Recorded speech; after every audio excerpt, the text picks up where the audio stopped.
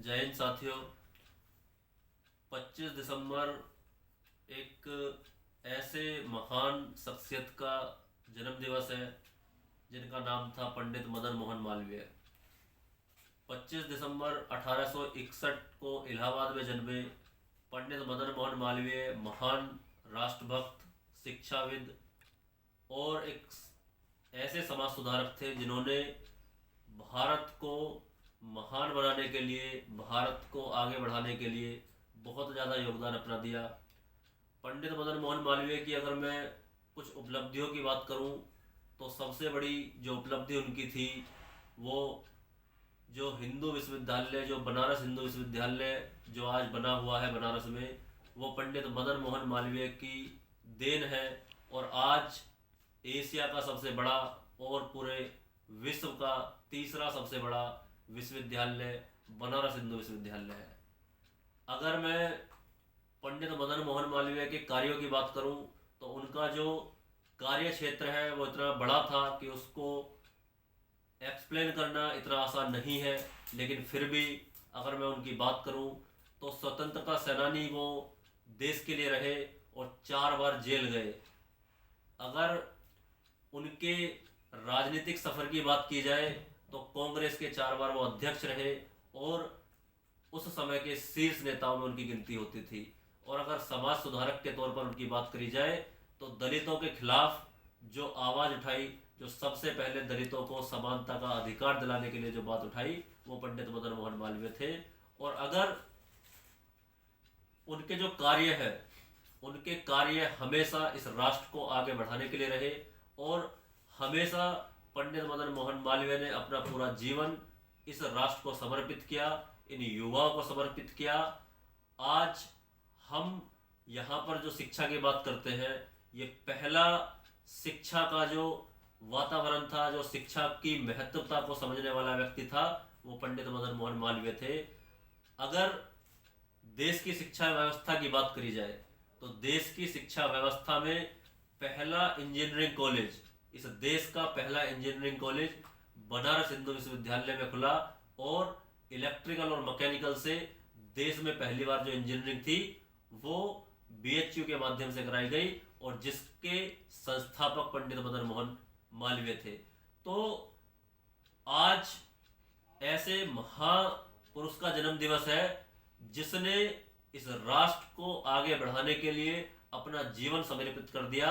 और निरंतर निस्वार्थ भाव से इस देश को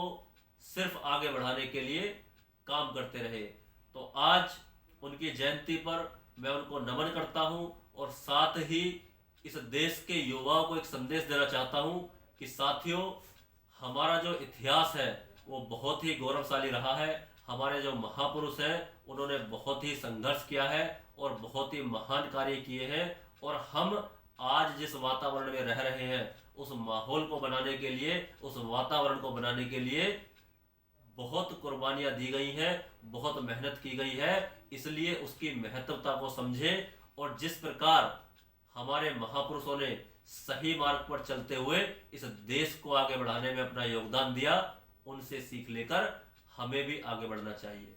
आज जो राजनीति है, आज राजनीति का स्तर इतना गिर चुका है कि आज जब देश में कोई नेता बनता है तो वो सबसे पहले अपने व्यक्तिगत हितों के बारे में सोचता है और जनता के हितों को नीचे रखता है, जनता का शोषण करता है। ऐसे नेताओं से मैं बोलना चाहता हूं कि एक बार आप पंडित मदन मोहन मालवीय का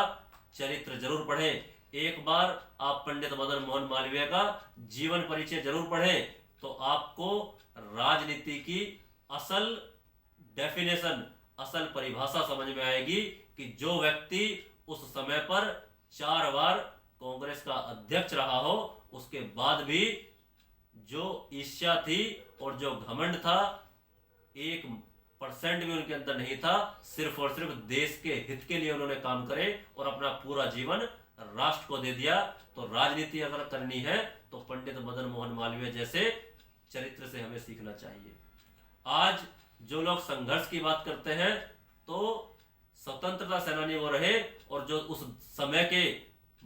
जो महापुरुषों में जिनकी गिनती होती है, महात्मा गांधी ने भी कहा कि अगर मैं इस देश में किसी को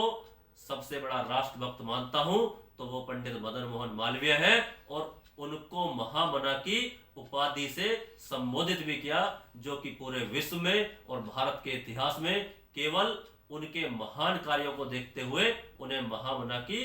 उपाधि से सम्मानित किया गया। ऐसे पंडित मदन मोहन मालवीय थे। और अगर समाज सुधारक के तौर पर उनकी बात करी जाए तो दलितों के खिलाफ होने वाली हिंसा और दलितों के खिलाफ होने वाली छुआछूत को अगर सबसे पहले किसी ने विरोध किया तो वो पंडित मदन मोहन मालवीय थे। और उन्हीं के मार्गदर्शन में, उन्हीं के कहने पर, उन्हीं के बाद महात्मा गांधी ने दलितों के लिए आंदोलन चलाया और उनको हरिजन शब्द से पुकारा जाने लगा। तो जो उस समय पर समानता की बात करते हो, और अगर मैं एक एग्जाम्पल दूं उनको, उनकी समानता को मानने का, तो एक छात्र जो उस समय पर बिहार का रहने वाला था, दलित छात्र था, जिसको लोग अपने पास बैठाना पसंद नहीं करते थे, पंडित मदन मोहन मालवीय ने उनको बीएचयू में स्थान दिया, उनके रहने खाने पीने की व्यवस्था कराई, और वही छात्र आगे चलकर देश के उप प्रधानमंत्री बने, जिनका नाम जगजीवन राम था। तो ऐसा चरित्र, ऐसा व्यवहार पंडित मदन मोहन मालवीय का था। तो आज जो लोग ये बोलते हैं कि हमारा जो समाज है, जो हमारा जो देश है, उसमें जात पात को लेकर या धर्म को लेकर, ऊंच नीच को लेकर जो असमानता ब्राह्मणों ने फैलाई है, पंडितों ने फैलाई है, उनको मैं ये संदेश देना चाहता हूं कि साथियों, इस प्रकार की गलत बातें फैलाने से पहले थोड़ा जानकारी इकट्ठा जरूर करें, क्योंकि बिना जानकारी के आप अपना तो नुकसान कर ही रहे हैं, साथ साथ समाज के उन युवाओं को भी भटका रहे हैं जिन युवाओं को सही रास्ते पर चलना चाहिए। हमारा जो इतिहास है, हमारा इतिहास कभी नीचे गिराने वाला किसी को नहीं रहा है, हमेशा ऊंचा उठाने वाला रहा है। और यदि आपको आगे बढ़ना है तो हमें अपने महापुरुषों के पद चिन्हों पर चलना होगा और सभी को समानता की भावना से देखना होगा, तभी हम आगे बढ़ सकते हैं। जो लोग आज